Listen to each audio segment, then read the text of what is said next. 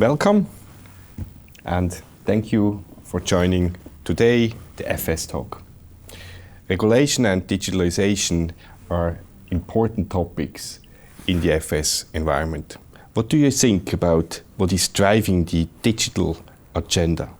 Well, Dieter, I think the most exciting thing is that in the banking and insurance industry, everyone come to realize that it's not just a hype, it's not going to go away tomorrow. So digital is here to stay, and it's fundamentally transforming and disrupting the way we do business. It's changing the business models, and this is very exciting. There are a lot of technology which are talked about, blockchain, for example. Do you think they're making the race? Well, look, the exciting thing here is it's getting very, very complex, and blockchain, Bitcoin, artificial intelligence, robo-advisors, these are intrinsically complex topics. There are many different technologies, and to really keep track of them is what we call strategic foresight. So you need to analyze, assess the strategic impact it has on your business model, and then, make actionable next steps, what you want to do with it. Is it just a topic for the big multinationals, or how can you as a small or mid-sized business really going digital?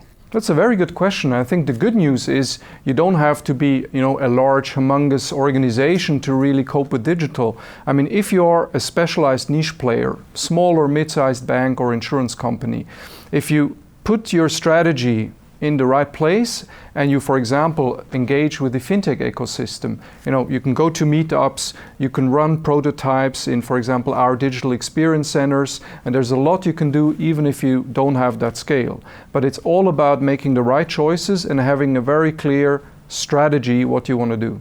Right, let's move to regulation. What are the challenges and opportunities important from a regulatory perspective? It's quite fascinating listening to Dani because exactly what you've been saying is also true from the regulatory perspective.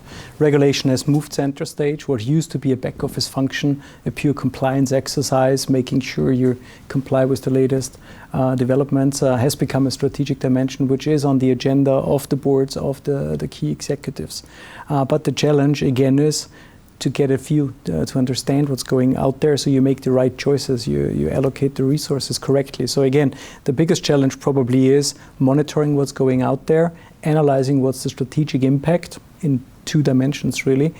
Firstly, what's the impact on your business model, on your current practice, and secondly, how you tackle that. How can you effectively and efficiently connect those regulatory change programs which you need to undertake so you can be ready for the future, potentially and preferably ahead of your competition. If you become a little bit more concrete, what are the concrete action items you would recommend them to do? Well, what we see a lot these days is that, board of directors, executive management, they really take their time to spend 1 or 2 days, for example, in one of our digital experience centers, coming together, emerging with ideas, coming in with bright innovation ideas that they can turn into a prototype, or do a visit to a fintech and get the spirit of what these attackers are actually, how they think, what they want to do, what is their business model. Just investing 1 or 2 days here can bring a tremendous amount to the basic understanding of digital, and maybe it can be the beginning of shaping a strategic agenda for such a bank or insurance company.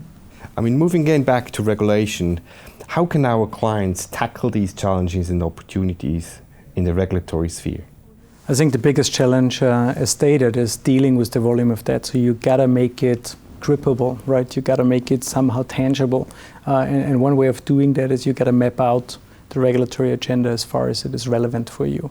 And then based on that, you need to analyze the actual impact so that those responsible, i.e. top management and those working with them, can actually develop a plan for the future.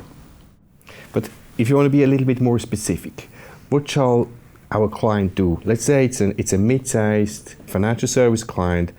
How can this client really understand what's going on, and how can he really know what he has to do and which regulation is important for him?